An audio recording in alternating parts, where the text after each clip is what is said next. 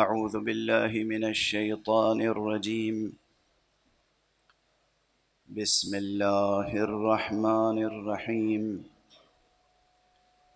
الحمد لله رب العالمين، والصلاة والسلام على أشرف الخلائق أجمعين، سيدنا وسيد الأولين والآخرين، حبيبنا وحبيب إله العالمين، إمام المرسلين وخاتم النبيين، شفيع المذنبين ورحمة للعالمين، أبي القاسم المصطفى محمد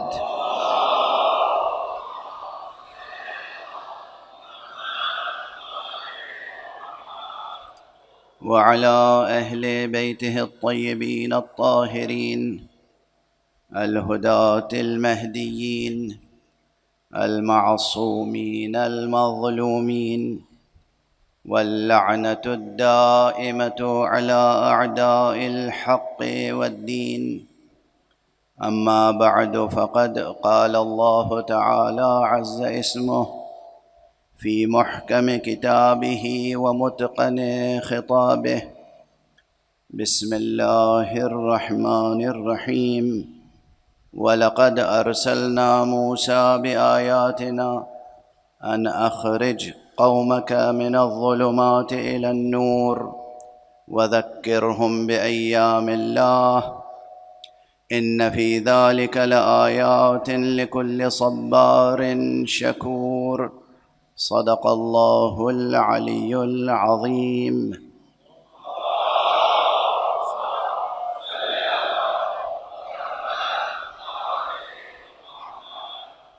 ایک اور بلند تر صلوات پڑھ لیں گے۔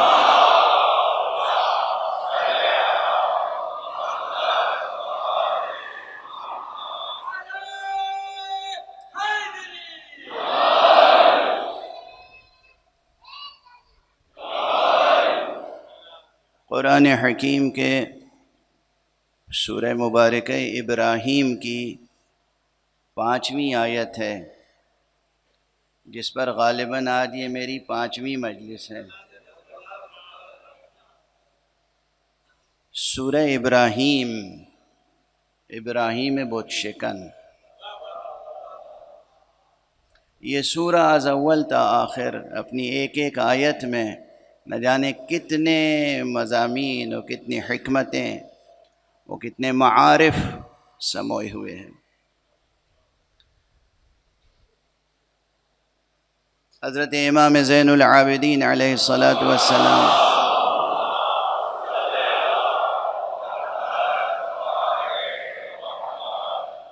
کا یہ ارشاد گرامی کل کی مجلس میں بھی میں نے یاد دلایا تھا، اور اس سے پہلے بھی اکثر یاد دہانی کرتا رہا ہوں۔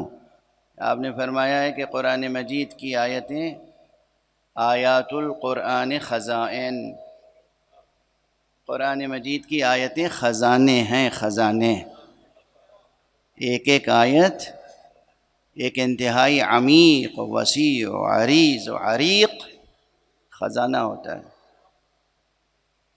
تو جب بھی کوئی شخص کسی خزانے کے دہانے پہ پہنچے تو اس پہ یہ لازم ہوتا ہے کہ وہ دیکھے اس خزانے میں کیا کیا اللہ نے نعمتیں رکھی ہیں۔ تو تدبر فی القرآن کے سلسلے میں اور تفکر فی القرآن کے سلسلے میں یہ ایک رہنما ارشاد ہے ہمارے چوتھے امام علیہ السلام کا۔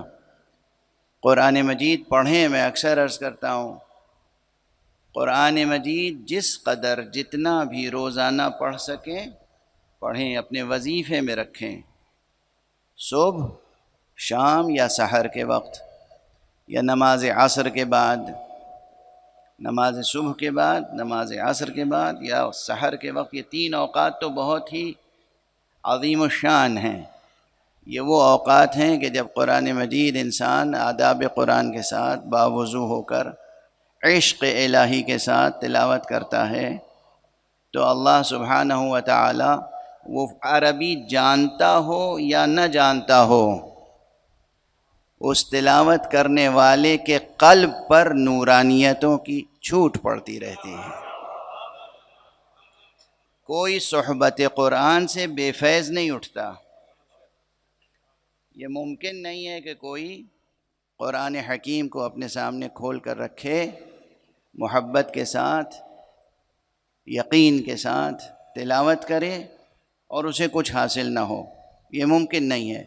جو لوگ یہ کہتے ہیں ان کی رائے سے میں متفق نہیں ہوں۔ بہت سے حضرات بحث کرتے ہیں کہ قرآن، ایک تو بہت بڑے عالم ہیں، میں اس وقت نام نہیں لینا چاہتا ان کا، عالم ہیں وہ، لیکن وہ کہتے ہیں کہ اس طرح سے قرآن مجید پڑھنا کہ انسان ترجمے سے بالکل واقف نہ ہو اور تفسیر سے واقف نہ ہو، یہ باطل ہے۔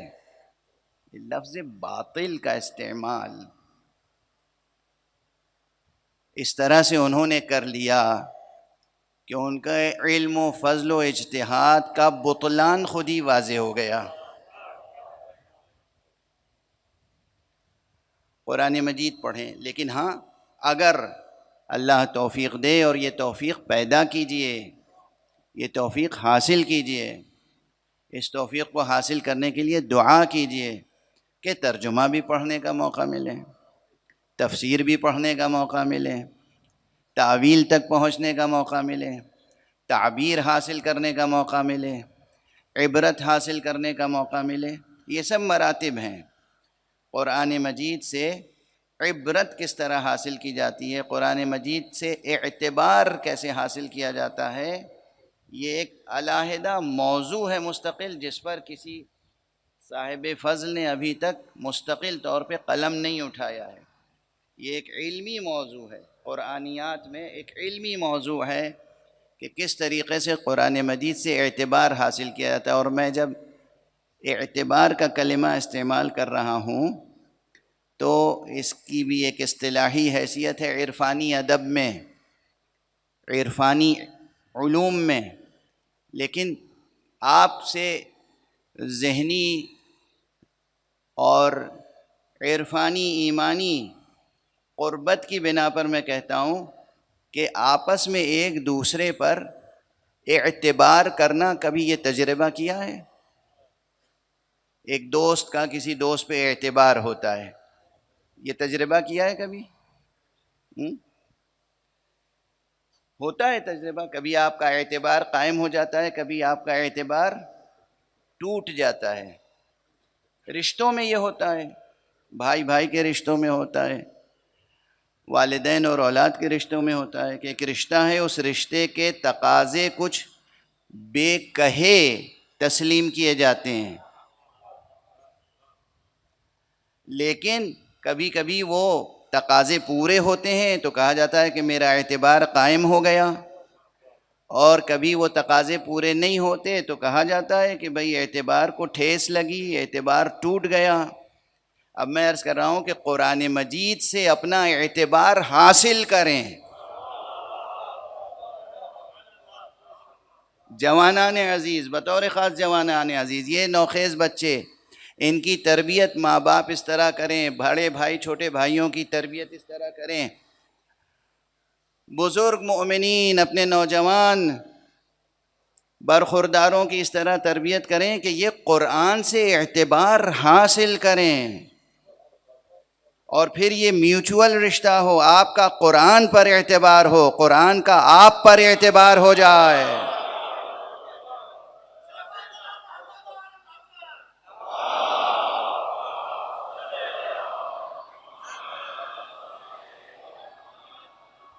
جن کے درمیان جن تلاوت کرنے والوں کے قسمیں ہیں، خود حدیث میں یہ مضمون آیا ہے کہ رب تال للقرآن والقرآن یلعنہ، کتنے قرآن مجید کی تلاوت کرنے والے ہیں جن پر قرآن لعنت کرتا ہے۔ حدیث ہے، یعنی وہ بیٹھ کے قرآن کی تلاوت کر رہے ہیں اور قرآن ان کے اوپر لعنت کرتا ہے۔ اب دیکھیے بات سے بات نکلتی چلی جاتی ہے، کتنی مثالیں اس کی دی جا سکتی ہیں۔ ایک بڑی مثال دے دوں، حالانکہ بہت دل پہ جبر کر کے میں مثال دے رہا ہوں. خاندان بنو امیہ کا، ارے اور جانے دیجئے، وہ شخص جو تخت حکومت پر بیٹھ کر یہ کہتا ہو، اس کا شعر نہیں ہے، کسی اور کا شعر ہے، دہرایا تو اس نے کہ لعبت ہاشم بالملک فلا ملک جاء ولا وحی نزل. یہ تو بنو ہاشم نے ایک کھیل کھیلا تھا، ورنہ نہ کوئی ملک نازل ہوا تھا، نہ وحی نازل ہوئی تھی، یعنی نہ جبرائیل آئے تھے، نہ قرآن نازل ہوا تھا. اگر یہی شخص بیٹھ کے قرآن پڑھے تو قرآن اس پر لعنت نہیں کرے گا تو کیا کرے گا؟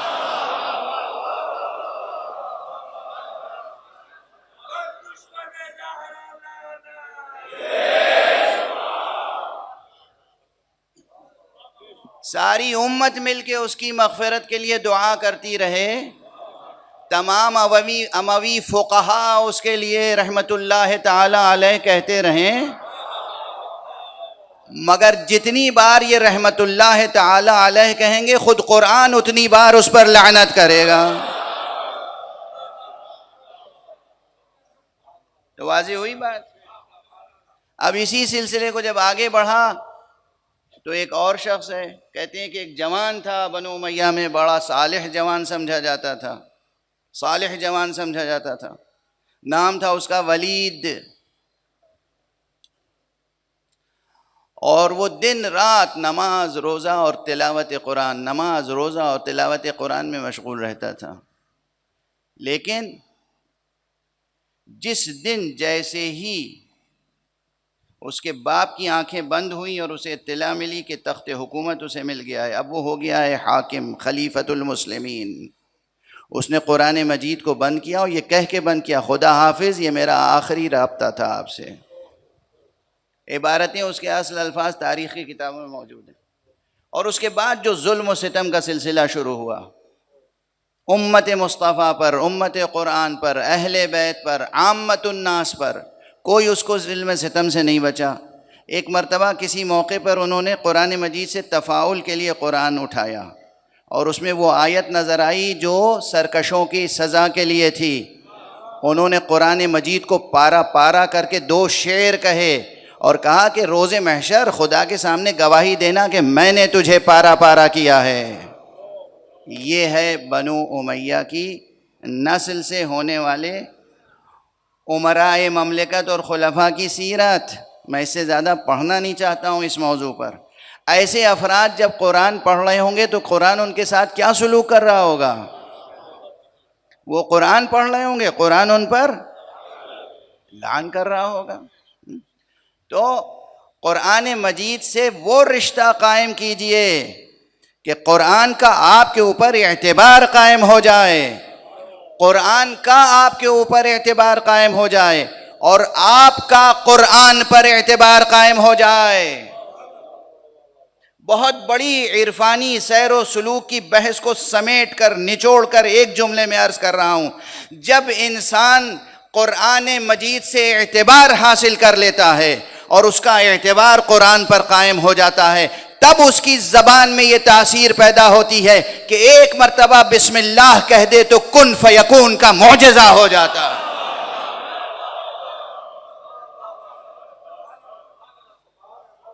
ہمارے عرفاء جو کہتے ہیں کہ بسم اللہ عارف کن فیکون خداست. ایک عارف جب بسم اللہ کہہ دے، کچھ نہیں، بسم اللہ کہہ دے. یہ کیسے ہو گیا؟ یہی بسم اللہ 100 بار پڑھیے، 1000 بار پڑھیے، 786 بار پڑھیے، کوئی اثر نہیں ہوتا. اور ایک عارف ایک بار بسم اللہ الرحمن الرحیم کہہ دے، جس کام کے لیے نیت کر کے بسم اللہ کہے گا وہ کام ہو جائے گا. یہ کیسے ہوتا ہے؟ انہوں نے قرآن سے وہ رشتہ برقرار کیا ہے کہ قرآن کا ان پر اعتبار ہے، ان کا قرآن پر اعتبار ہے. ایک صلوات پڑھ دیجئے محمد والے.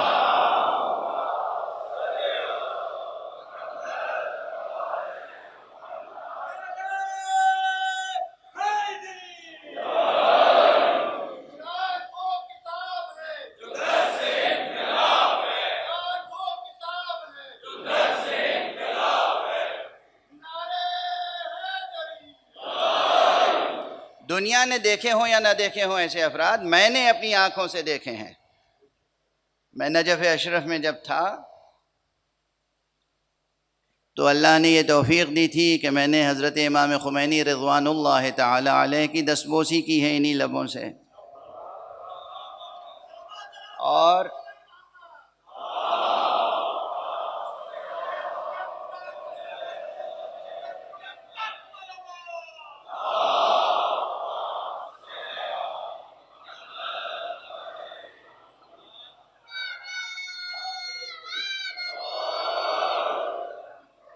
اور نہ جانے کتنی بار میں نے دیکھا ہے اپنی ان آنکھوں سے قریب سے۔ جیسے یہ بچے میرے پاس بیٹھے ہیں اور میں موجود ہوتا تھا، اور وہ گھر سے تشریف لاتے تھے، بازاروں سے گزرتے تھے، تنہا بس ایک شخص ان کے ساتھ ہوتا تھا پیچھے پیچھے۔ عموماً جو ہوتا ہے نا کہ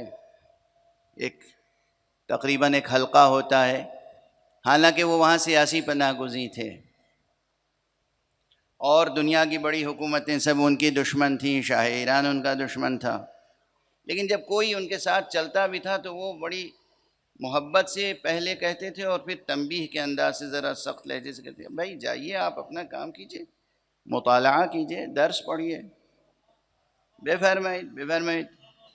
اور اس کے بعد وہ تنہا حرم تشریف لے جاتے تھے، اور دستور ان کا یہ تھا جتنے دن وہ نجف اشرف میں رہے، تقریباً 14-15 سال،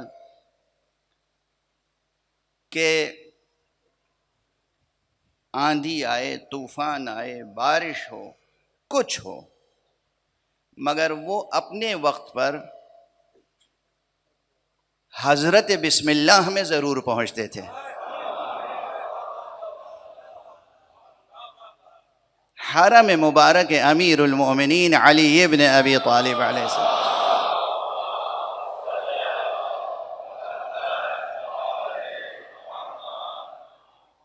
شہید مرحوم ان کے بڑے بیٹے جو خود فقیہ تھے، باپ کی موجودگی میں صاحب نظر تھے، فقہ میں اور عرفان میں، اور صاحب سیر و سلوک تھے، اور اس روحانی بلندی و منزلت پر تھے کہ گویا زیر گنبد امیر المومنین ان کی قبر ہے۔ جو منارہ ہے، داخل ہوتے ہیں جب آپ حرم امیر المومنین میں تو 2 سنہرے منارے ہیں بہت بلند ایوان طلع میں، تو اس میں جب داخل ہو رہے ہوں آپ، سامنے زری ہو تو داہنی طرف جو گنبد ہے، جو منارہ ہے، اس کے اندر ان کی قبر ہے۔ شہید سید مصطفیٰ خمینی رضوان اللہ تعالی علیہ، ان کا خود بیان ہے، سید احمد نے بھی اس کی تصدیق کی، بعد میں یہ سب چھپی ہوئی چیزیں بھی ہیں، انٹرویوز کی شکل میں بھی موجود ہیں، کہ وہ اپنے والد سے کہتے تھے کہ آج موسم بہت خراب ہے، آپ چاہیں تو اپنے گھر کے اوپر بالا خانے سے زیر آسمان جا کے زیارت کر سکتے ہیں امیر المومنین اسلام کی۔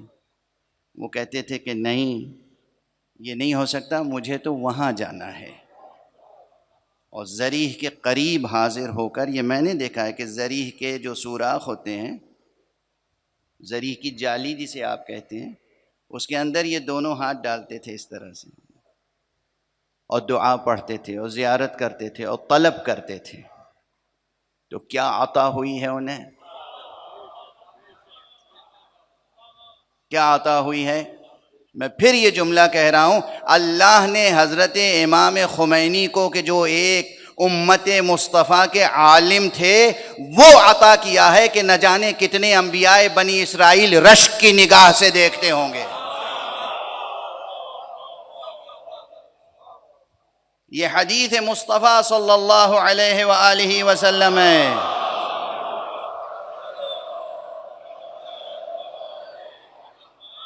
علماء امتی کا انبیاء بنی اسرائیل، میری امت کے علماء انبیاء بنی اسرائیل کے مانند ہیں۔ میری امت کے علماء انبیاء بنی اسرائیل کی مانند ہیں، ان کے مثل ہیں۔ جو لوگ نہیں رکھتے معرفت خود اپنے علماء کی، وہ معصوم کی معرفت کیا پیدا کریں گے؟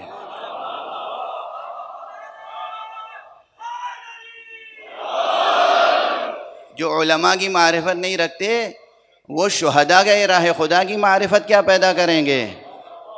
اور شہداء اور علماء سے موازنہ کرنے کے لیے خود میزان حدیث پہ معصوم رکھیں. معصوم کی حدیث ہے مداد العلماء افضل من دماء الشہداء، عالم اور فقیہ کی قلم کی روشنائی شہید کے خون سے افضل ہے. انکار کر دیجئے اور پھر بحث کرتے رہیے. بہرحال گفتگو تو یہ تھی کہ میں نے اپنی ان آنکھوں سے ایسے افراد دیکھے ہیں کہ جن کی بسم اللہ اعجاز کن فیکونی رکھتی تھی. چاہے وہ آیت اللہ العظمیٰ سید خمینی رضوان اللہ تعالی علیہ ہوں یا ان کے بیٹے سید مصطفیٰ رضوان اللہ تعالی علیہ، یا اور اس قبیل کے بہت سے علماء ہیں جن کو اس فقیر نے اپنے بچپن میں دیکھا ہے، سنا ہے، اور ان کے سامنے زانو ادب تہ کیا ہے، ان کی دستبوسی کی ہے، قدم بوسی کی ہے، اور ان سے کسب فیض کرنے کی اپنی سی ایک کوشش کی ہے. اس لیے آپ حضرات کے سامنے پورے اعتماد سے عرض کرتا ہوں، قرآن سے رشتہ مضبوط کریں اور دیکھیں کہ کیسے مضبوط ہوتا ہے. یہ جو آیت میں گزارش کر رہا ہوں، وَلَقَدْ أَرْسَلْنَا مُوسَىٰ بِآيَاتِنَا، ہم نے یقیناً موسیٰ کو بھیجا اپنی نشانیوں کے ساتھ، اپنے معجزات کے ساتھ، اپنی آیتوں کے ساتھ. ان اخرج قومک من الظلمات الی النور، کہ موسیٰ اپنی قوم کو ظلمتوں سے نور کی طرف نکالو. کل کی مجلس بھی ظاہر اسی شہر میں ہوئی تھی، تو بہت سے حضرات متوجہ رہے ہوں گے کہ میں نے وہاں کیا گزارش کی ہے. تو اس لیے ایک تسلسل بیان ہے، اس مطلب کو دہرانا مقصود نہیں ہے، اس سے آگے گفتگو کو بڑھانا مقصود ہے. یہ ایک پروسیس ہے جوانان عزیز، بزرگان محترم، یہ ایک پروسیس ہے کہ کس طریقے سے ظلمتوں سے نکل کے نور کی طرف جانا ہے، اور وہ بھی اس نور کی طرف جہاں ظلمت کا ایک ذرا بھی اختلاط یا امتزاج نہ ہو. نور خالص، نور مطلق کی طرف نکل کر جانا، یہ ہے مقصود حیات. اصل مقصود حیات یہ ہے، مقصد زندگی یہ ہے. تکویناً بھی زندگی بنائی اس طرح ہے حق سبحانہ و تعالی نے، زندگی کہتے ہی اسے ہیں کہ اگر ظلمتیں چھٹتی جائیں اور نورانیت بڑھتی جائے تو وہ ہے زندگی، اور اگر نورانیت نہ بڑھے اور تاریکی بڑھتی چلے جائے تو وہ زندگی نہیں، وہی عین موت ہے، وہی ہلاکت ہے. لفظ موت اور ہلاکت میں بھی میں تو فرق کرتا ہوں. ہر مر جانا ہلاکت نہیں ہے. عشق خدا میں، عشق نبی میں، عشق اہل بیت میں مر جانا بھی ہلاکت نہیں، شہادت ہے. اور یہ بھی کوئی شاعرانہ مضمون نہیں ہے، یہ بھی کوئی زور خطابت میں میرا کوئی جذباتی بیان نہیں ہے. حدیث مصطفیٰ صلی اللہ علیہ وآلہ وسلم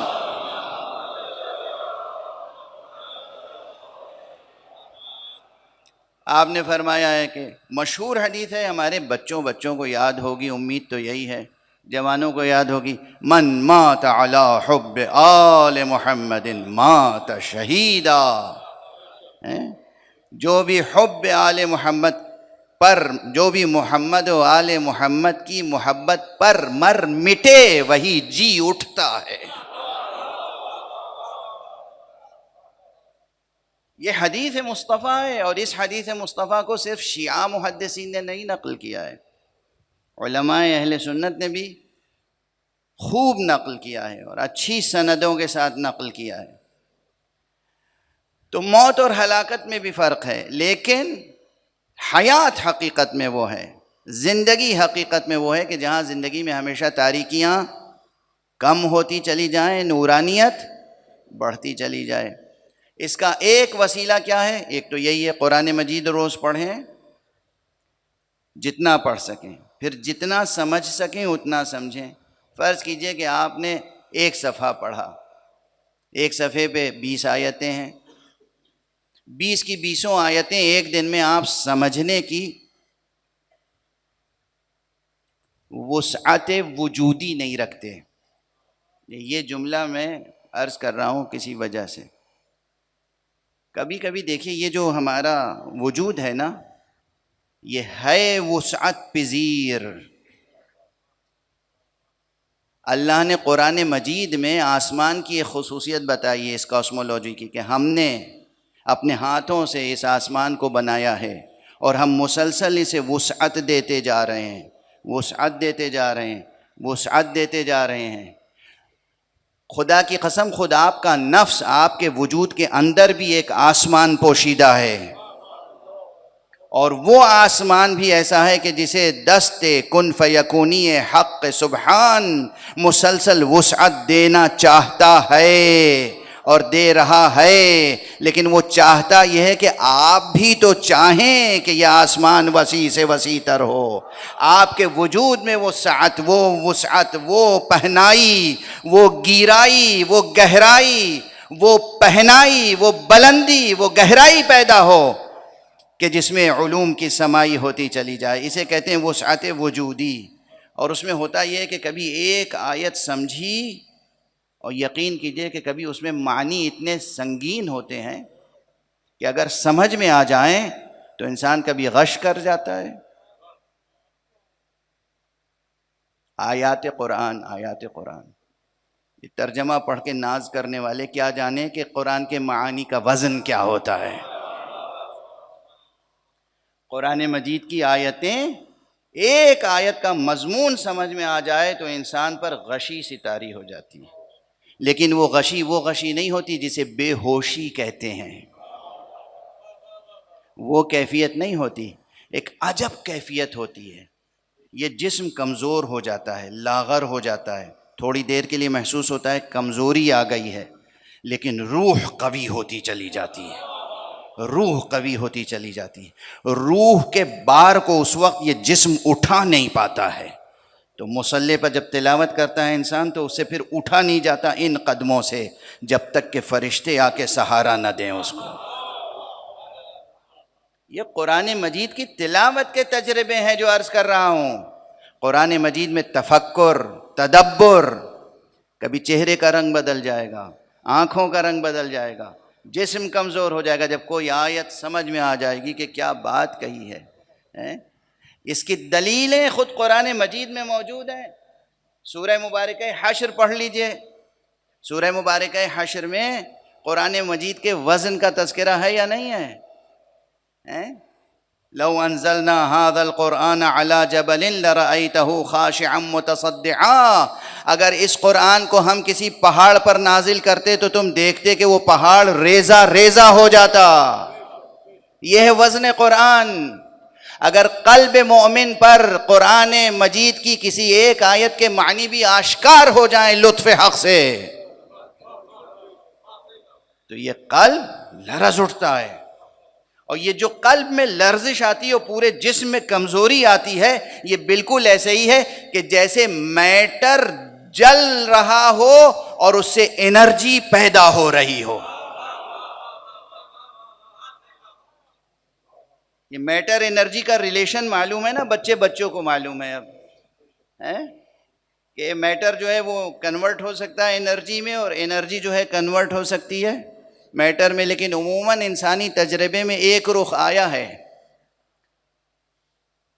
یہ جو ایٹم بم ہوا اور یہ سب ہوا سب آپ جانتے ہیں نا، اب یہ تو 6، 7، 8ویں درجے کے بچے بھی جانتے ہیں کہ مادے کو فنا کر کے قوت پیدا کرنے کا تجربہ خوب انسان نے کیا ہے، قوت کو مادے میں بدلنے کا تجربہ ابھی جس حد تک ہوا ہے وہ زیر غور ہے یا زیر سوال۔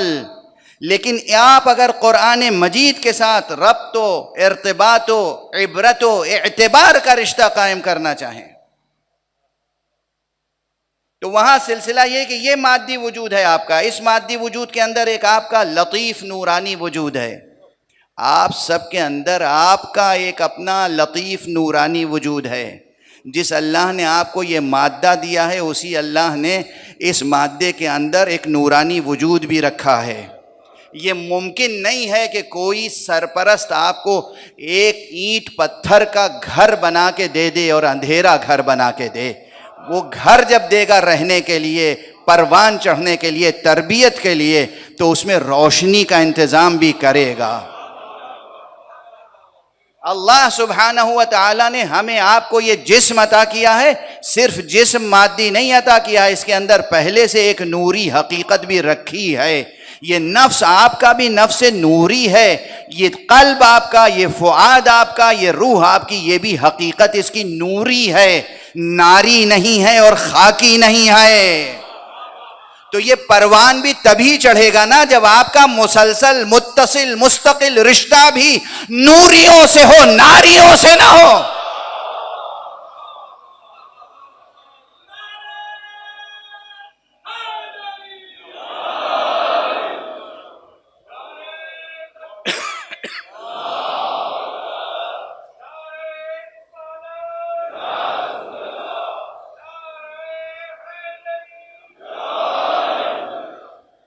ایک اور صلوات پڑھ دیں محمد۔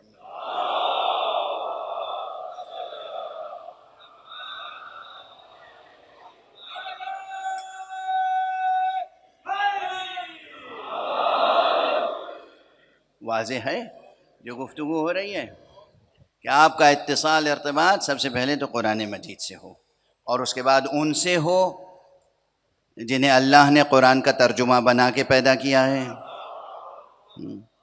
ان سے اتصال ہونا چاہیے۔ تو قرآن سے بہرحال ہر اعتبار سے آپ ربط و رشتہ جب قائم کریں گے تو آیتیں خود آپ سے بولیں گی، اور پھر روزانہ تھوڑا سا تفکر، تدبر، تعمق، اور قرآن کے ساتھ سفر وجودی، ذہن کا سفر قرآن کے ساتھ، قلب کا سفر قرآن کے ساتھ، روح کا سفر قرآن کے ساتھ۔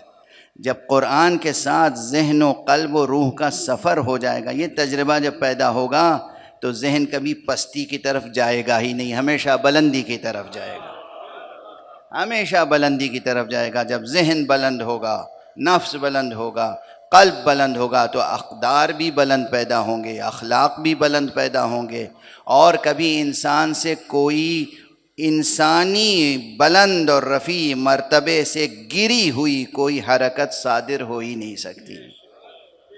اس رتبے پر عام انسان پہنچ سکتے ہیں اگر ریاضت کریں۔ جنہیں اللہ نے معصوم پیدا ہی کیا ہو ان کا رتبہ کتنا بلند ہوگا۔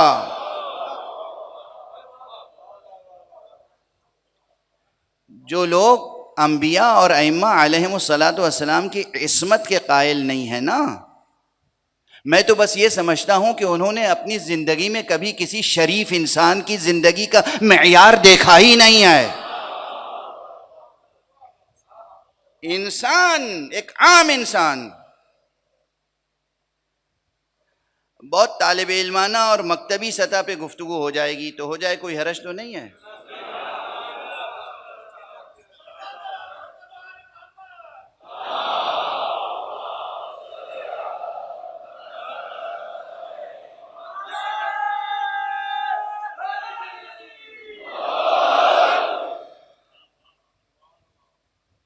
چند بڑے گناہ ہیں جن کی سزا قرآن مجید میں ہے۔ انسان پہلے اس مسئلے کو سن لیں، قرآن مجید کو آپ پڑھیں اور عام انسان کو دیکھیں کہ بہرحال انسان بہت گناہ کرتے ہیں، گنتی بتا سکتے ہیں، کچھ آئیڈیا ہے، اندازہ شمار کتنے گناہ کرتے ہوں گے یہ انسان؟ سینکڑوں میں، ہزاروں میں، لاکھوں میں، میرا خیال ہے اس سے بھی زیادہ، کروڑوں میں۔ انسان طرح طرح کی غلطیاں کرتا ہے، طرح طرح کی لغزشیں، خطائیں، سہو، نسیان، عمدن خطائیں اور انواع و اقسام۔ اللہ کتنا رؤوف و رحیم ہے، پورے قرآن مجید میں کتنی غلطیاں یا گناہ ایسے ہیں اسپیسیفکلی جن کی اللہ نے کیٹیگوریکلی ایک سزا بتائی ہے؟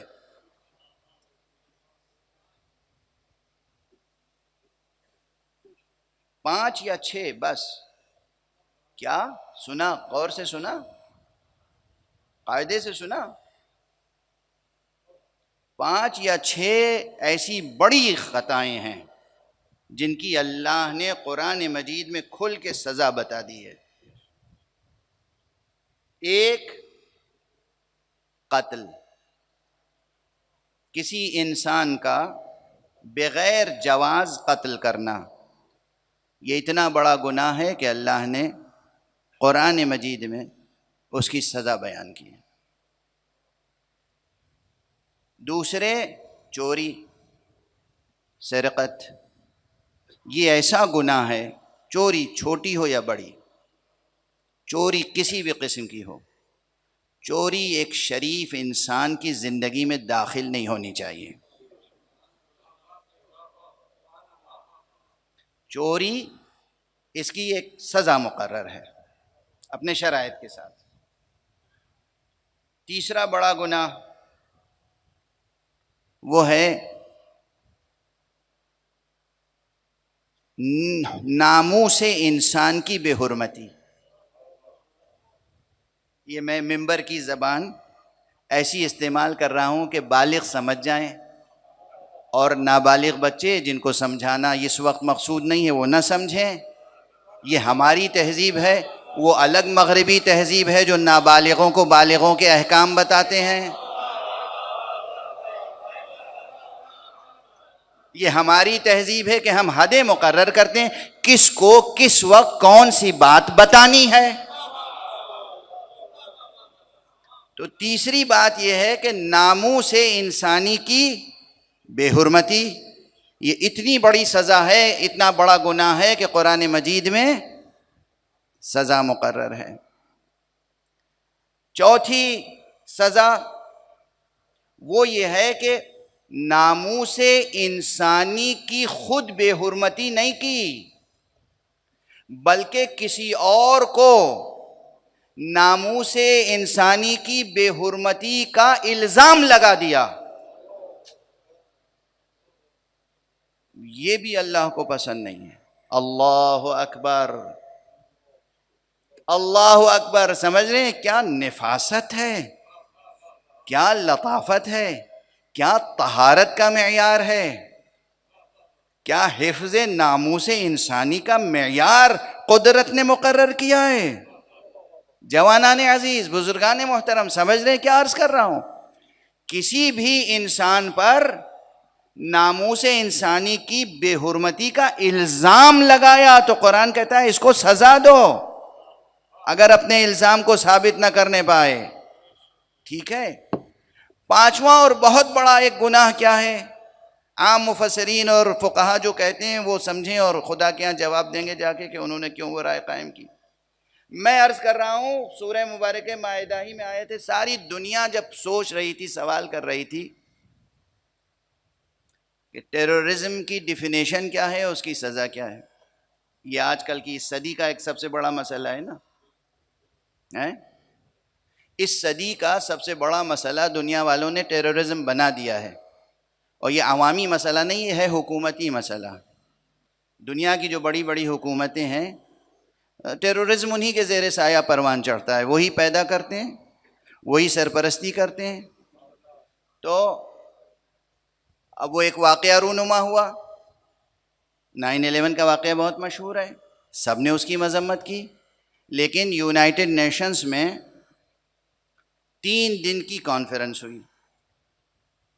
سارے اخبارات میں اور سارے میڈیا کے جتنے شعبے ہیں سب نے رپورٹ کیا اسی زمانے میں کہ ٹیررزم کی ڈیفینیشن مقرر کی جائے اور ٹیررزم کی سزا مقرر کی جائے.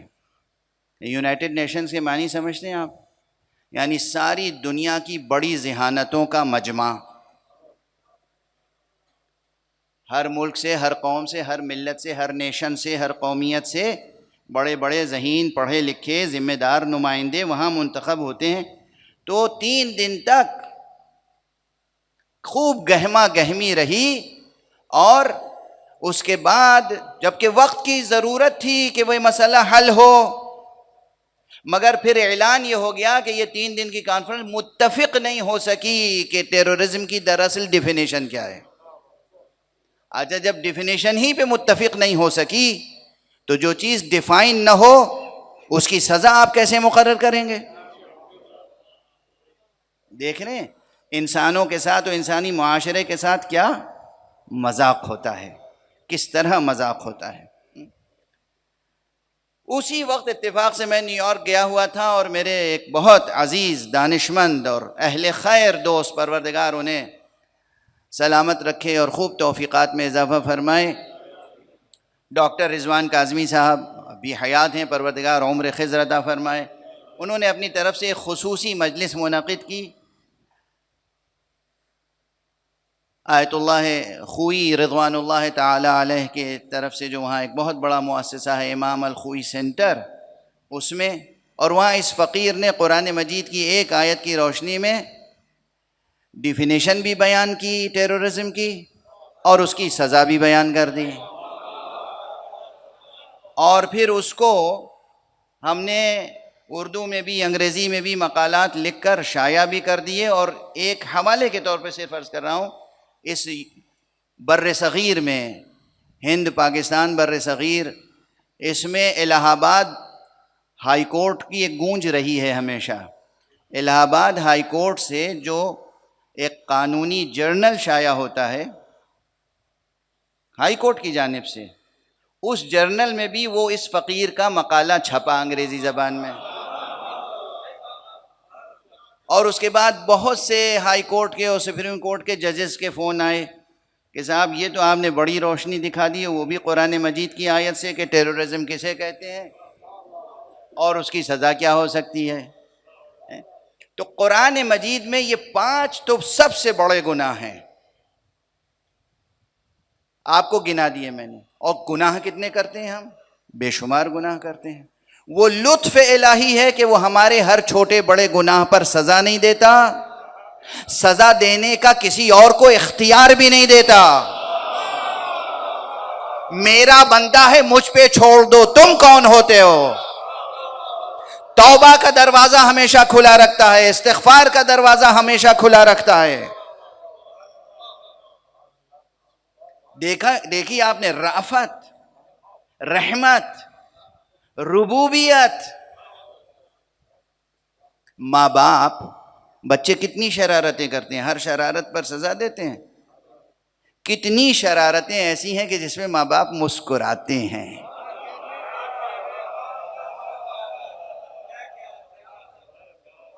کتنی شرارتیں ایسی ہیں جس پہ ماں باپ مسکراتے ہیں کہ نادانی میں کیا کیا ذہانت کی باتیں کر رہا ہے۔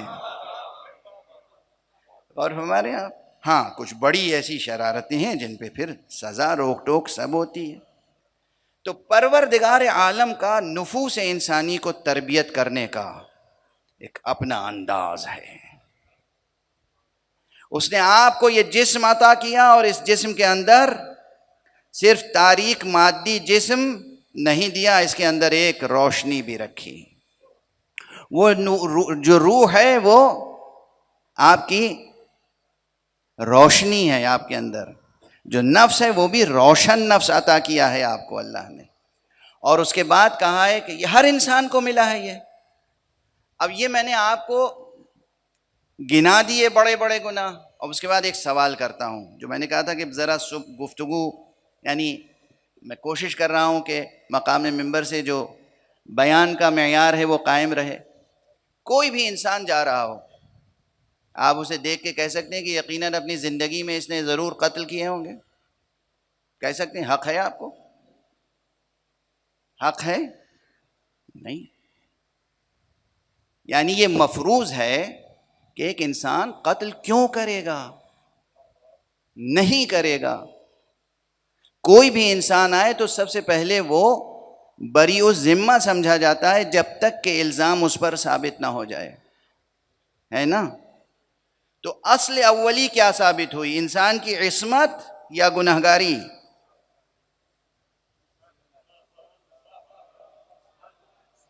واضح ہے جو بحث عرض کر رہا ہوں؟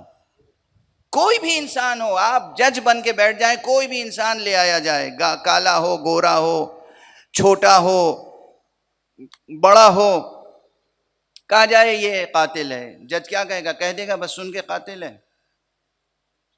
عدالت میں کل چلتے کیوں ہیں مقدمے؟ ثابت تو ہو کہ یہ جرم اس سے سرزد ہوا یا نہیں۔ یہ جو تقاضا ہے عدالت کا، ثابت کرو کہ اس سے جرم سرزد ہوا۔ اس کے معنی یہ ہے کہ نظام الہی ایسا ہے کہ انسان سے جرم سرزد نہیں ہونا چاہیے۔ مفروض یہ ہے، متوقع بات یہ ہے، توقع اس کی ہے کہ اس سے جرم سرزد نہیں ہوا ہوگا۔ ایک عام انسان کی بات کر رہا ہوں، ٹھیک ہے؟ چہ جائے کہ ایک مرد مسلم جس نے کلمہ پڑھا ہو، چہ جائے کہ ایک مرد مومن جو دائرہ ولایت میں ہو، تو ایک انسان اگر اس کو دیکھے کوئی تو یہ توقع نہیں ہوگی، یعنی آپ کو حق حاصل نہیں ہے، آپ مجرم ہوں گے کہ سمجھے خامخواہ یہ قاتل ہے۔ کوئی جا رہا ہے، آپ کہہ دیں یہ قاتل ہے۔ کوئی جا رہا ہے اور آپ اس پہ الزام لگا دیں۔ تو ابھی میں بتا چکا ہوں کہ ناموس انسانی کی بے حرمتی کا الزام لگانا بھی اتنا بڑا جرم ہے کہ آپ کے اوپر سزا ہے۔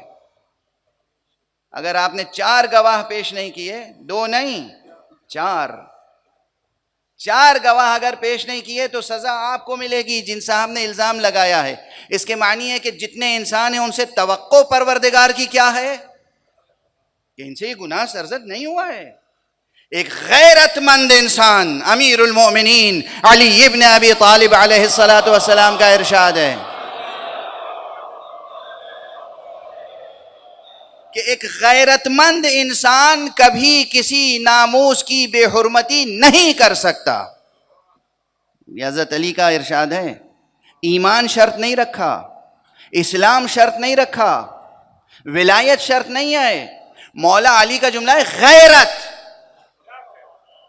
غیرت، ایک غیرت مند انسان کسی دوسرے انسان کی ناموس کی بے حرمتی نہیں کر سکتا، امیر المؤمنین فرما رہے ہیں۔ اس کے کیا معنی ہے کہ عام انسان اس سے گناہ سرزد ہو جائے، یہ بعید ہے۔ ہو جائے تو پھر تحقیق کی جائے گی کن حالات میں ہوا تھا، کیا ہو گیا تھا، بھائی مجنون تھا، دیوانہ تھا، کسی نے جبر کیا تھا، کیا کیا تھا۔ ایک مسئلہ ہے کہ یہ چیز جو نہیں ہو سکتی تھی ہوئی کیسے۔ اس کی ایک اور مثال دوں، سمجھاؤں آپ کو۔ پانی ہر ایک پیتا ہے اور پانی پینے سے کوئی نہیں مرتا، توقع نہیں ہے کہ پانی زہر بن جائے گا۔ اگر کہیں پانی ایک گھونٹ پی کے کوئی مر جائے تو ساری دنیا تحقیق کرے گی یہ ہوا کیا تھا، اس پانی سے زہر کا فائدہ کیسے اٹھائے گا، اس پانی میں زہر کی تاثیر کیسے پیدا ہوئی، یہ تحقیق طلب مسئلہ ہوگا۔ اسی طرح ایک انسان سے یہ گناہ سرزد کیسے ہوا، یہ تحقیق طلب مسئلہ ہے۔ اس لیے کہ انسان کو انسان بنایا کس نے ہے؟ انسان کو انسان بنانے والا وہ اللہ ہے جو خود معصوم ہے۔ اللہ کو اللہ بنایا اس نے ہے جو خود معصوم ہے۔ اللہ معصوم ہے، اللہ بے خطا ہے، اللہ پاک ہے، اللہ طاہر ہے، اللہ عظیم ہے۔ اس نے جو چیز بنائی اس میں طہارت ہے، نفاست ہے، عظمت ہے، اور سب سے نفیس چیز جو اس پوری کائنات میں بنائی وہ انسان ہے۔ کیسے ممکن ہے کہ اللہ کے بنائے ہوئے انسان سے گناہ سرزد ہو جائے؟ اس لیے سارا عدالتی نظام ہے، تحقیق تو کرو اس نے کیا بھی ہے جرم یا نہیں، اس سے قتل سرزد ہوا یا نہیں، اس سے یہ گناہ سرزد ہوا یا نہیں، اس نے چوری کی یا نہیں، چوری کی تو کن حالات میں کی۔ مشہور واقعات ہیں۔ چور لایا گیا امیر المومنین علی ابن ابی طالب علیہ السلام کے پاس،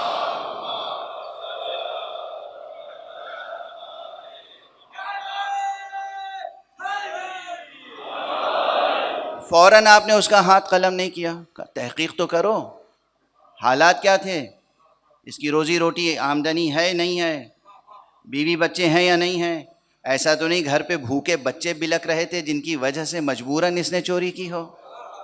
اگر ایسا ہے تو پھر اس کے ہاتھ نہیں کاٹے جائیں گے، بیت المال سے اس کی مدد کی جائے گی۔ یہ ہے اسلام. واضح ہے؟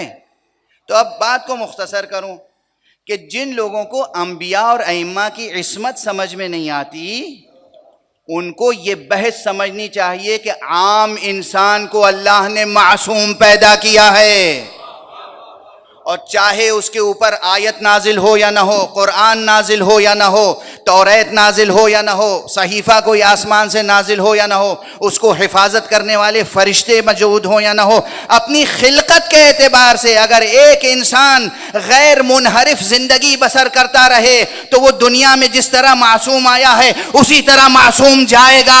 اس کا دامن گناہوں سے آلودہ نہیں ہو سکتا. جائے کہ جن پر اللہ نے آیتیں نازل کی ہوں، قرآن نازل کیا ہو، فرشتے ان کی مدد کے لیے ہوں، ان کو معصوم آپ نہ سمجھیں.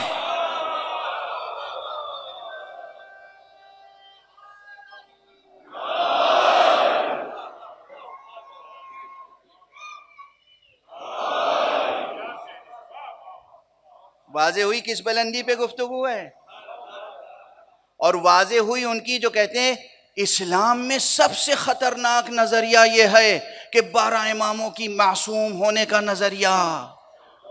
اس سے بڑا خطرناک کا لفظ ہے، سب سے خطرناک نظریہ اسلام میں جو انٹروڈیوس کیا گیا وہ عصمت کا نظریہ ہے. عصمت کا نظریہ فطرت کا نظریہ ہے، عصمت کا نظریہ قرآن کا نظریہ ہے، عصمت کا نظریہ شریعت کا نظریہ ہے. شریعت آئی ہے انسان کی بنیادی عصمت کی حفاظت کے لیے. اب مجھ سے سنو کہ سب سے بڑا خطرناک نظریہ اسلام میں کون ہے؟ سب سے بڑا خطرناک نظریہ اسلام میں یہ ہے کہ قاتل اور مقتول سب برابر ہیں، ظالم مظلوم سب برابر ہیں، گناہگار بے گناہ سب برابر ہیں، جاہل اور عالم سب برابر ہیں، فاسق اور فاجر سب برابر ہیں.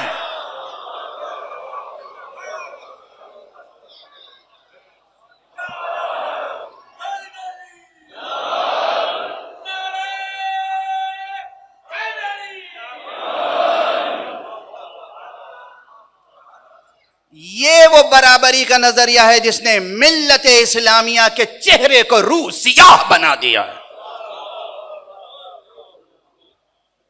یہ وہ نظریہ ہے، عملاً بھی اور نظریاتی اعتبار سے بھی. یعنی کیا اسلام بنایا ہے، قرآن سے ہٹ کے اور مصطفیٰ سے ہٹ کے صلی اللہ علیہ وآلہ وسلم.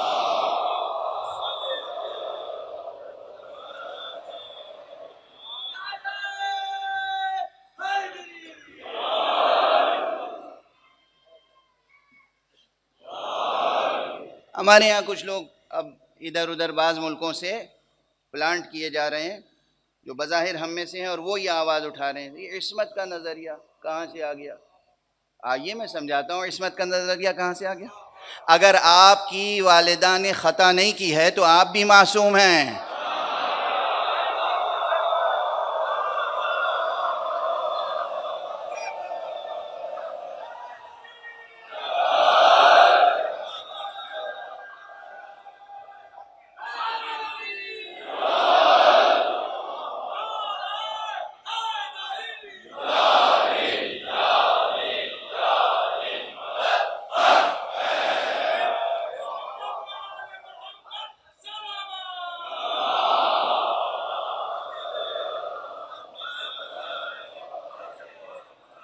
بس فرق عصمتوں میں ہے.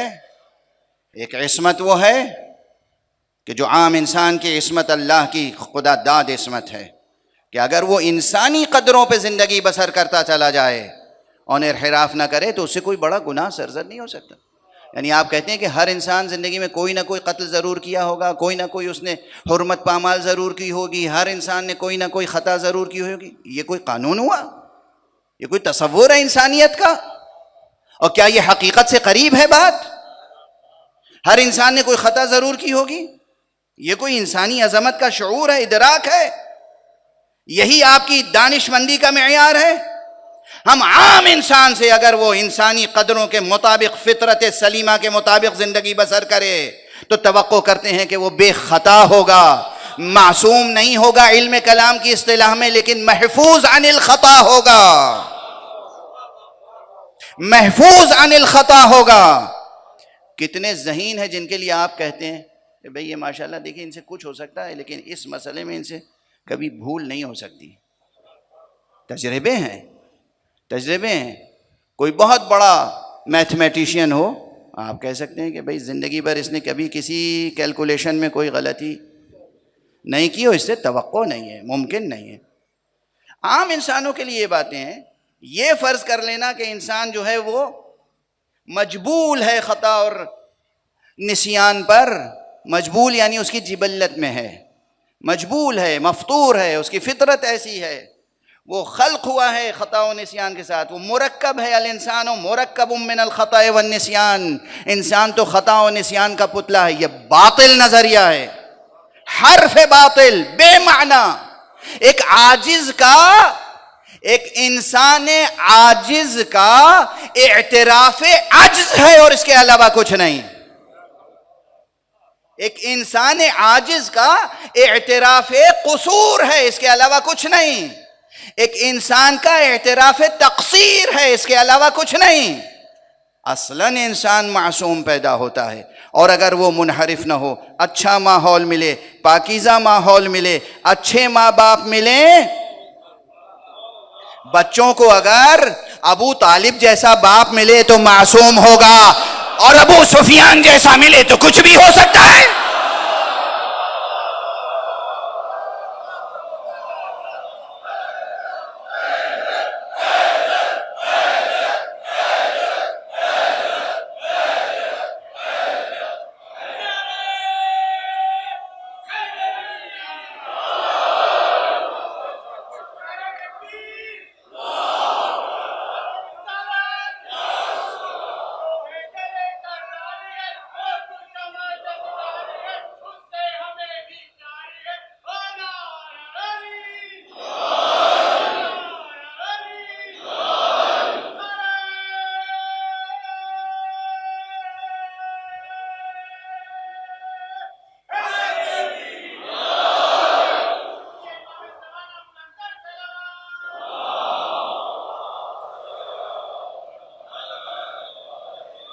خدا کی قسم تاریخ بشریت میں اللہ نے جناب ابو طالب جیسی شخصیتوں کو نبوت ظاہری نہ دے کر، امامت ظاہری نہ دے کر، ولایت ظاہری نہ دے کر یہ احسان کیا ہے تاکہ انسان کے سامنے عظمت انسانی کا منارہ قائم رہے.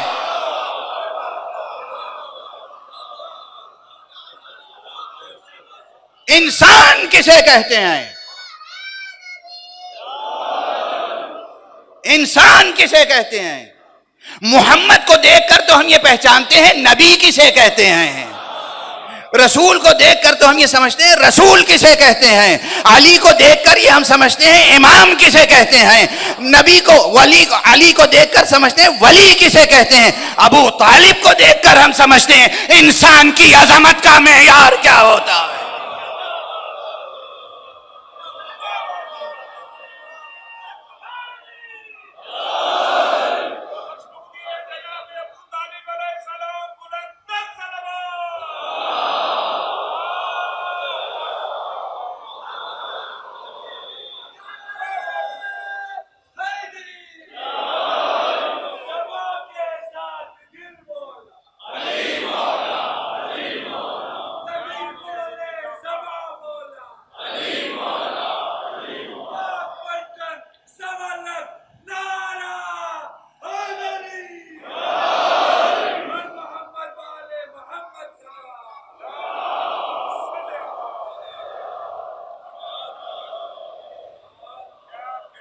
وحی آئے اور انسان بت کو سجدہ نہ کرے یہ الگ بات ہے.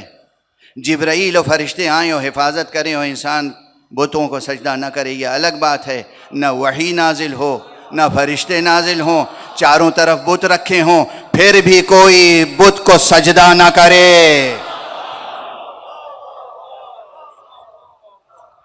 یہ کس عظمت انسانی کا معیار ہے؟ یہ کس عظمت انسانی کا معیار ہے؟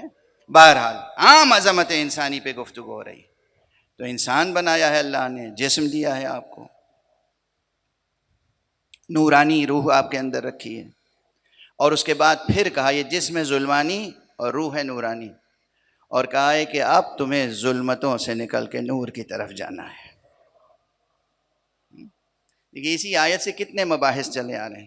اب چونکہ وقت تمہیدی مباحث میں گزر گیا، لیکن جب تک یہ تمہید اس طرح پیش نہیں کی جائے میں نہیں سمجھتا کہ ان بچوں کے لیے مسائل حل ہوں گے، منکشف ہوں گے۔ یہ ایک پروسیس ہے۔ آپ لوگوں نے نئی صحافت میں ایک لفظ بہت سنا ہوگا، یورینیم کی افزودگی، انریچمنٹ آف یورینیم، ہے نا؟ یہ ایک سائنس ہے، یہ ایک پروسیس ہے، اس کا ایک پورا سیٹ اپ ہے۔ تو آپ کے اندر جو روح ہے نا، نفس یہ آپ کے اندر کا یورینیم ہے۔ مثال ہے، مثال، اب بعد میں مکتبی اعتراض نہ کیجئے گا۔ یہ آپ کے اندر، یہ زمین جو ہے اس کے اندر جو کچھ ہے نا سب آپ کے اندر بھی ہے۔ تو آپ کے اندر بھی ایک یورینیم ہے۔ اچھا، یورینیم کی افزودگی سے کیا کیا ہوتا ہے؟ انسانوں کو صرف تباہ کیا جاتا ہے؟ نہیں، یہ ایک اور نامعقول اور ناقابل قبول اور مکروہ اور حرام عمل ہے۔ لیکن یورینیم کی افزودگی کے ساتھ کتنے انسانی مسائل حل ہوتے ہیں، طبی مسائل حل ہوتے ہیں، انسانی ضرورت کی چیزیں واضح ہے نا، ملکوں کی روشنیاں ہیں۔ اب یہ اور بات ہے کہ کچھ ایسے ہیں دنیا میں جو چاہتے ہیں صرف ہمارا گھر روشن رہے، دوسرے گھر تاریک رہیں، تو وہ دوسروں کو کام کرنے نہیں دیتے ہیں، وہ ایک الگ بات ہے۔ لیکن سمجھ میں آ رہی ہے بات کہ یورینیم کی افزودگی سے کیا کیا ہوتا ہے؟ گھر روشن ہوتا ہے، بیماریاں دور ہوتی ہیں، امراض کا علاج ہوتا ہے، اور طاقت بڑھتی ہے۔ اور جناب والا یورینیم کی افزودگی سے دشمن بھی اگر واقعاً ہلاکت کا مستحق ہے تو ہلاک بھی کیا جا سکتا ہے۔ ٹھیک ہے نا؟ اور خدا کی قسم ہمارے ہاں تو نہ جانے کتنے صرف ایک نعرہ حیدری سے ہلاک ہو جاتے ہیں۔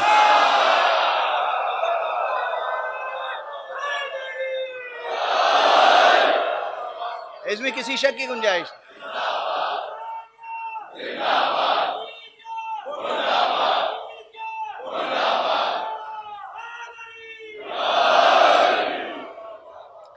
یہ آپ کے وجود کے اندر آپ کا نفس جو ہے، اسے مثال کے طور پہ سمجھ، یہ ہے اس کی افزودگی۔ جیسے جیسے اس کی افزودگی ہوگی، انریچمنٹ ہوگا، ویسے ویسے ظلمتیں کم ہوتی چلی جائیں گی اور نورانیت بڑھتی چلی جائے گی۔ ایک سفر ہے جو اخراج من الظلمات الی النور، یہ ظلمتوں سے نور کی طرف نکلتے جا رہے ہیں۔ اب بس اس سے زیادہ شاید اب میری طاقت آواز ساتھ نہ دے، قبل اس کے کہ آواز بالکل ساتھ نہ دے، تو بس ایک اجمالی بحث، ایک اجمالی جملہ کہہ دوں، اسی میں تمام فضائل بھی ہیں اور اسی میں تمام درس بھی ہے۔ جب نفس اتنا قوی ہو جائے تو یہ نفس ایسا ہوتا ہے جو صاحب نفس ہو۔ اسی لیے علماء جو ریاضت کرتے ہیں، جو صحبت قرآن میں اور زیر سایہ تربیت معصوم اپنے نفس کی تربیت کرتے ہیں، وہ ایک بسم اللہ سے کار کن فیکون انجام دیتے ہیں۔ کوئی بیمار آ گیا، ہاتھ رکھا سر پہ، دعا پڑھی، شفا یاب ہو گیا۔ کسی کے پاس اولاد نہیں ہے، اس کے لیے دعا کر دی، اللہ نے اولاد دے دی۔ کسی کے پاس روزی نہیں ہے، دعا کر دی، اس کا روزگار لگ گیا۔ کسی کے پاس گھر نہیں ہے، دعا کر دی، گھر مل گیا۔ یہ آپ روزانہ دیکھتے ہیں اپنی نگاہوں سے۔ یہ علماء معصوم نہیں ہیں اس اصطلاح میں، پہلی اصطلاح میں معصوم ہیں۔ اس اصطلاح میں معصوم نہیں ہے کہ ان پہ کوئی فرشتہ نہیں آیا، کوئی کتاب نہیں آئی، نہیں، ہرگز نہیں، قرآن ان پہ نازل نہیں ہوا۔ ان پر قرآن نازل نہیں ہوا، انہوں نے خود سے قرآن کو اپنے نفس پہ نازل کیا۔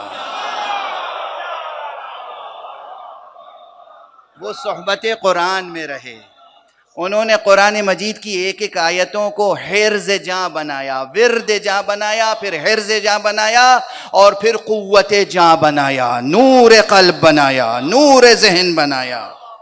لبوں سے سفر طے کر کے وہ بات وجود تک پہنچ گئی.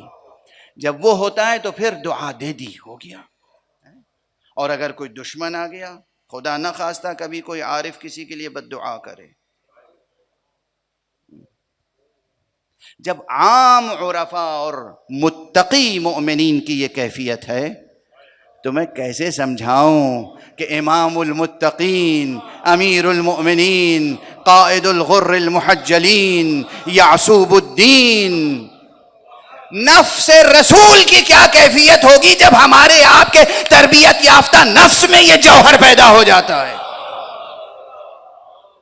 نفس رسول کی کیا کیفیت ہوگی، علی کی کیا کیفیت ہوگی، خود مصطفیٰ صلی اللہ علیہ وآلہ وسلم.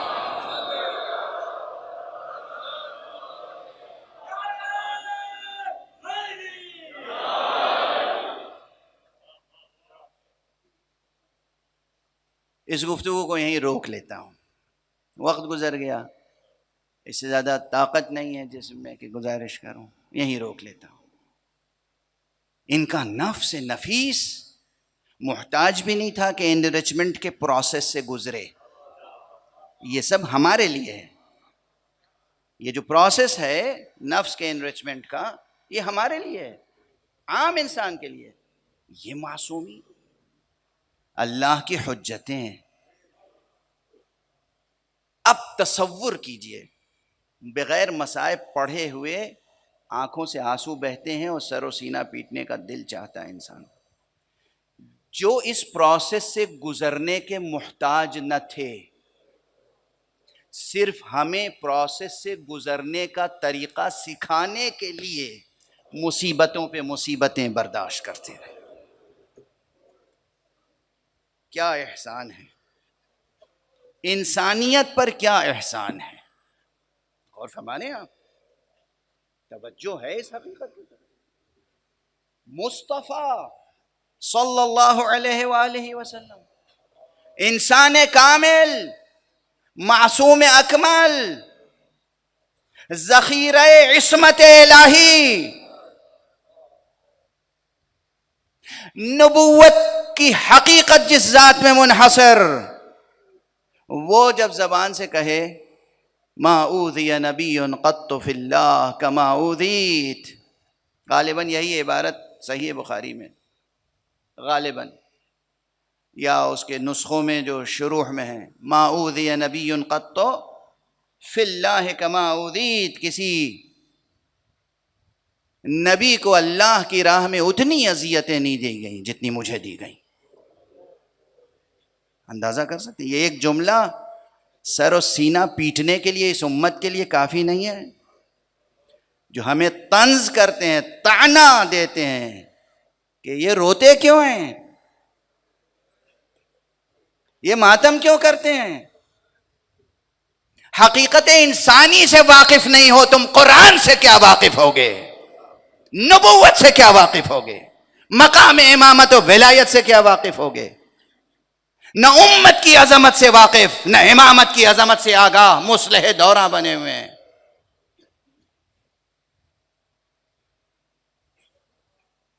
کس طینت کے بنے ہوئے ہیں یہ لوگ. نبی کا یہ ارشاد ما اوذی نبی قط کما اوذیت، کسی نبی کو وہ اذیت نہیں دی گئی اللہ کی راہ میں جو مجھے دی گئی. اور کیسی کیسی اذیتیں دی گئی. بس آج 13 محرم ہے، آج آپ کے سر و سینہ پیٹ کے رونے کے لیے بس ایک روایت کافی ہے. ہمیں روکتے ہو رونے کے لیے، ہم جب سر پہ خاک ڈالتے ہیں تو ہمیں روکتے ہو، منع کرتے ہو. ارے جناب بی بی ام سلمہ نے خواب میں کس طرح رسول کو دیکھا تھا.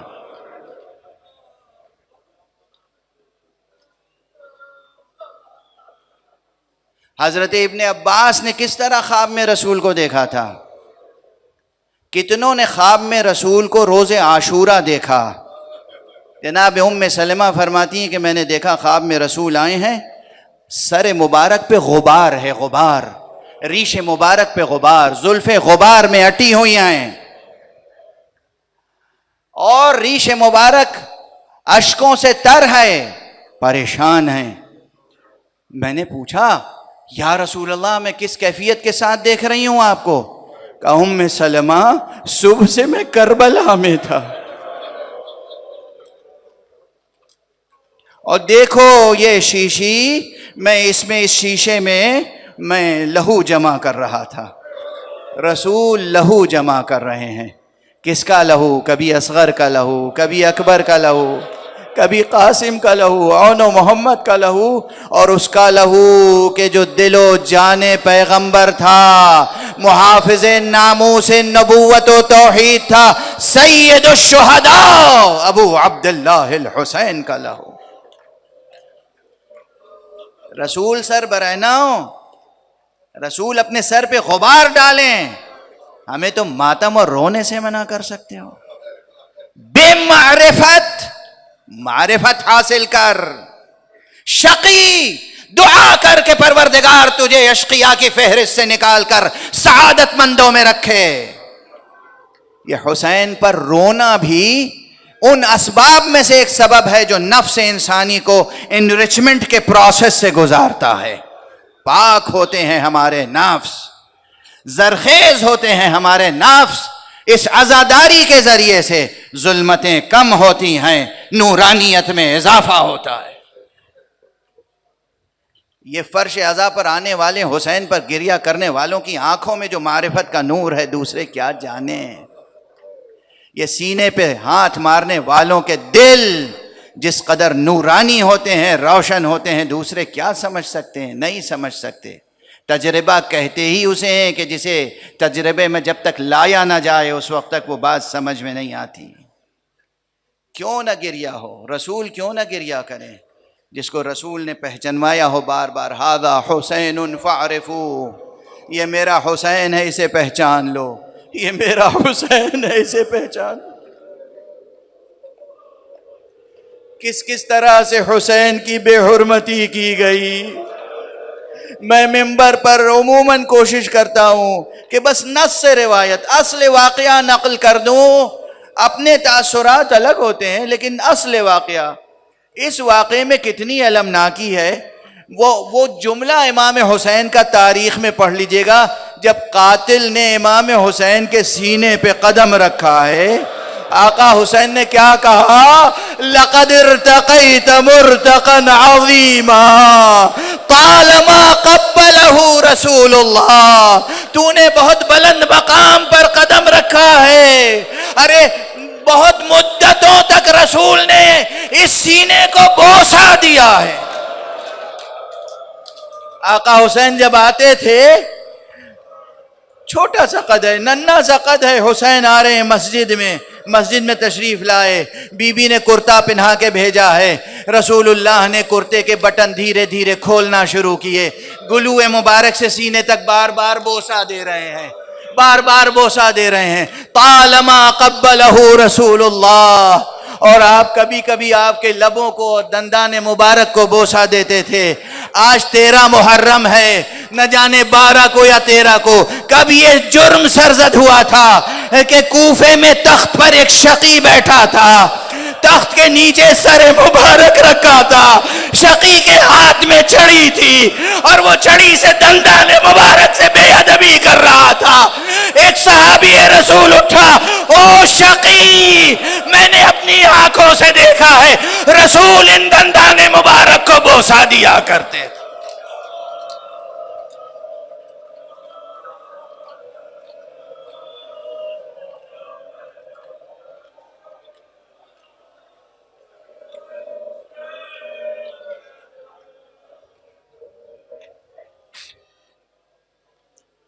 انا للہ و انا الیہ راجعون، رضا بقضائہ و تسلیما لامرہ۔ انا للہ و انا الیہ راجعون، رضا بقضائہ و تسلیما لامرہ۔ انا للہ و انا الیہ راجعون، رضا بقضائہ و تسلیما لامرہ۔ پروردگار ہمیں علوم قرآن اور معارف اہل بیت سے آشنا فرما۔ پروردگار ہمارے سینوں میں ہمیشہ چراغ توحید روشن رہے۔ پروردگار ہمارے ہاتھوں میں ہمیشہ دامان ختم نبوت رہے۔ معبود پروردگار ہمارے قدم ہمیشہ صراط مستقیم ولایت پہ گامزن رہیں۔ معبود پروردگار ہمارے سروں پر مرجعیات رشیدہ کا سایہ قائم رہے، فقہائے عادل فقہائے عدول کا سایہ برقرار رہے، ہمارے معاشرے میں علماء صالحین کی کثرت فرما۔ پروردگار جو علماء اس مجلس میں تشریف فرما ہیں ان کی توفیقات میں اضافہ فرما، ان کو اپنی حفظ و امان میں رکھ، مومنین کو ان سے زیادہ کسب فیض کرنے کی توفیق عطا فرما۔ پروردگار ان کی تائید فرما، نصرت فرما، حفظ و امان میں رکھ۔ پروردگار معبود ہمارے سروں پر مرجع و رہبر ملت اسلامیہ کا سایہ برقرار رہے۔ پروردگار اپنے ولی آخر کو اذن ظہور عطا فرما اور ان کے ہاتھوں سے اپنی رحمت و رافت و عدالت کا پرچم لہرا دے۔ التماس ہے کہ ایک مرتبہ سورہ حمد اور 3 مرتبہ سورہ اخلاص پڑھ کر مرحوم و مغفور شاعر اہل بیت سید علی انصر رضوی صاحب کی روح کو اور تمام شعرائے اہل بیت جو مرحوم ہو چکے ہیں، تمام شہدائے راہ خدا، تمام شہدائے راہ عزا اور تمام مرحومین مؤمنین و مومنات کی روحوں کو شاد فرمائیں۔